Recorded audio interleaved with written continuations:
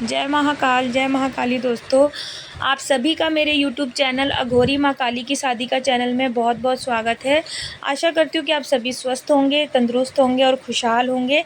आप जब ज़रूर कमेंट्स में ज़रूर जय महाकाल और जय महाकाली लिखा करें, ताकि महादेव जी का और माँ काली का आशीर्वाद आप सबके ऊपर रहे और आप सभी स्वस्थ रहे, आप सबके घर में अन्न धन के भंडार भरे और आपकी सारी जो भी इच्छाएँ हैं वो सब पूरी हो जाए। आज मैं आपको ना कुछ ऐसे टिप्स बताऊंगी, कुछ ऐसा एक मंत्र बताऊंगी, कुछ ऐसे उपाय बताऊंगी जिसको करने से आप सक्सेस के रास्ते में आगे जाएंगे। मतलब जितना आप इन चीज़ों को करेंगे ना, आपके जीवन में कोई तकलीफ़ नहीं आएगी। आप सक्सेस की सीढ़ियों पे चढ़ेंगे, कामयाबी आपको मिलेगी और आप जीवन में आगे बढ़ेंगे इन चीज़ों को करने से। तो जैसे कि मैं वीडियो में आपको ये आपने देखा कि आप ये चीज़ देख रहे हैं कि जीवन में अगर सफलता पाना है आपको, तो आपको एक ऐसा मंत्र करना है जिसको करते ही आपको सक्सेस के रास्ते में आगे बढ़ते जाओगे। तो ये मैंने टाइटल इसलिए डाला है ताकि जो चीज़ें मैं आज आपको बताऊंगी ना, उन चीज़ों को अगर आप अपने जीवन में उतारते हैं, अपने जीवन में कंटिन्यू रखते हैं, एक नियम के साथ करते हैं, तो लाइफ में आप किसी भी मोड़ में, किसी भी परेशानी में रहे, अगर आपको कोई जीवन में, देखो हर इंसान के जीवन में उतार चढ़ाव, दुख, परेशानी हर चीज़ आती है। तो आप ज़रूरी नहीं होता कि हम बहुत पूजा पाठ करते हैं तो हमें कुछ नहीं होगा, या हम बहुत आराधना करते हैं तो हमें कुछ नहीं होगा। सबके जीवन में आता है दुख, परेशानी, अच्छा बुरा, सबके जीवन में ये टाइम आता है। लेकिन अगर हम जब कुछ चीज़ें करते हैं अपने लाइफ में, कुछ अच्छी चीज़ें करते हैं हमें, तो हमारा जो ऊपर वाला है, जो हमारा भगवान, हमारा इष्ट, चाहे हम किसी भी इष्ट को मानते हैं, महादेव जी को, माँ काली को, भैरव बाबा को, हनुमान जी को, दुर्गा माँ को, किसी भी इष्ट को हम मानते हैं, अगर हम उनके ऊपर भरोसा करते हैं और जो मैं चीज़ें आज आपको बताऊंगी वो चीज़ अगर आप करते हो, तो आपको जीवन में सक्सेस होने से कोई नहीं रोक सकता। हाँ, ज़रूरी ये है कि आप किस भाव से कर रहे हो, आपके मन के अंदर क्या भावना लेके आप उस चीज़ को कर रहे हो। ठीक है, ऐसा तो नहीं कि आप एक हाथ से ये चीज़ें कर रहे हो और आपके मन में ये आ रहा है कि मैं तो ऐसा कर रहा या कर रही हूँ, मैं तो बहुत ये कर रहा या कर रही हूँ। ये चीज़ें नहीं होनी चाहिए। ठीक है, तो आइए हम इस बात के ऊपर आगे चलते हैं कि क्या एक ऐसा मंत्र है, ऐसा है जो जिसको करने से आप अपने सक्सेस के रास्ते में आगे बढ़ेंगे। तो देखिए, सबसे पहले तो आप अपने जीवन का एक रूटीन बनाइए। ठीक है, कि आपको अपने जीवन में एक अपनी रूटीन होनी चाहिए कि आपको किस टाइम सोना, किस टाइम उठना है, और आपको अपने इष्ट को किस वक्त सुबह में पूजा करनी है, शाम के वक्त किस टाइम पूजा करनी है।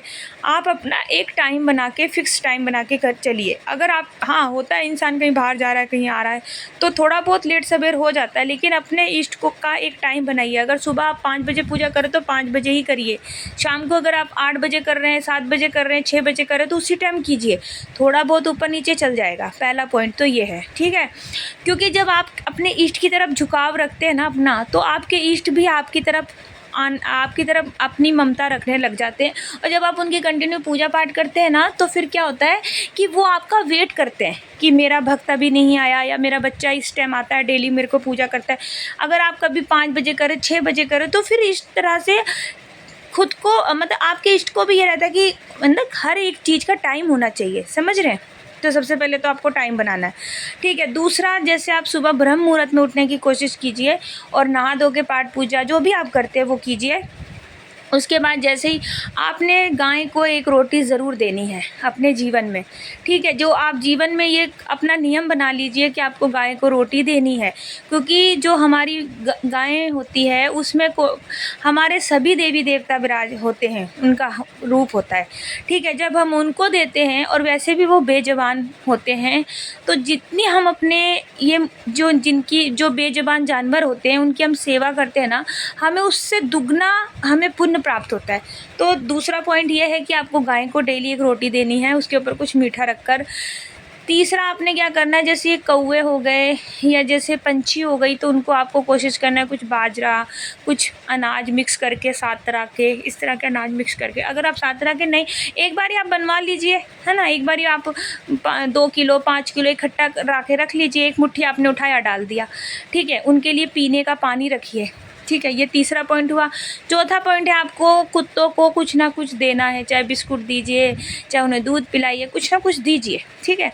फिर पांचवा पॉइंट ये है कि आपको चींटियों को कुछ देना है, जैसे आटा वगैरह मीठा मिक्स करके उसके अंदर आटा को थोड़ा सा भूंज लीजिए, उसके बाद उसको ठंडा करके उसमें मीठा डाल दीजिए और वो चींटियों को दीजिए। तो इस तरह से आप करेंगे। और फिर ये चीज़ें तो आपने बेजुबान लोगों के लिए करी, लेकिन जो इंसान है जो बोल सकते हैं उनके लिए आप क्या कर सकते हैं, जैसे कोई जो जिनको दिखता नहीं है, जो लाचार हैं, उनको आप कभी तो उनको देखो, अगर जैसे अब ठंड आने वाली है, आप उनके लिए कोई स्वेटर दे सकते हैं, उनको कोई शाल दे सकते हैं, ठीक है ना। साथ ही जो जिनके हाथ पैर नहीं होते उनको आप पैसों से मदद कर सकते हैं, उनके लिए खाना दे सकते हैं। और साथ ही आप क्या कर सकते हैं, जैसे मंदिर होता है, मंदिर के लिए भंडारे के लिए आप कुछ तेल दे सकते हैं, आटा दे सकते हैं।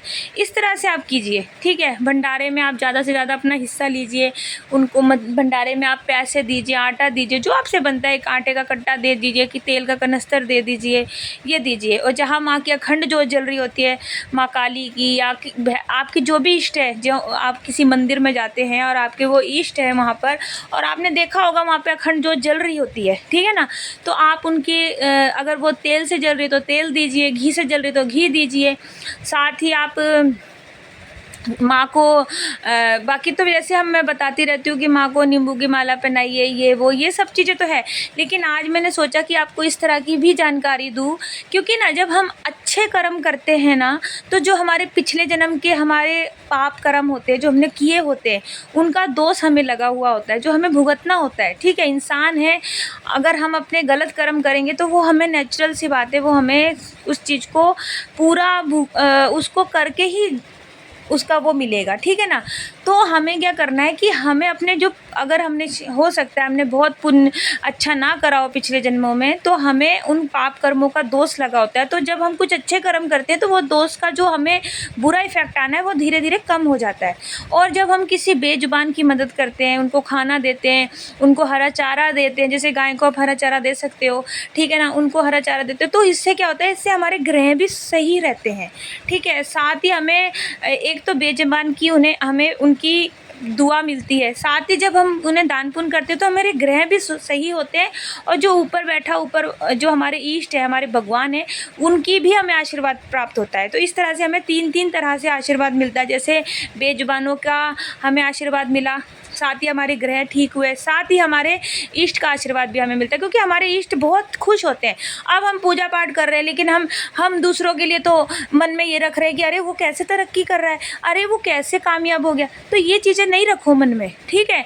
आप किसी की खुशियों से मत जलो सबसे पहले तो, ठीक है। इंसान के साथ इंसानियत रखो, चाहे वो कोई भी है, आपका रिश्तेदार है, अड़ोसी है, पड़ोसी है, सबके साथ इंसानियत रखो, ठीक है। किसी के लिए अपने मन में छल कपट बैर विरोध कुछ मत रखो, जो कर रहा है करने दो। तो आशा है कि आपको मेरी बताई जानकारी अच्छी लगी। जय महाकाल।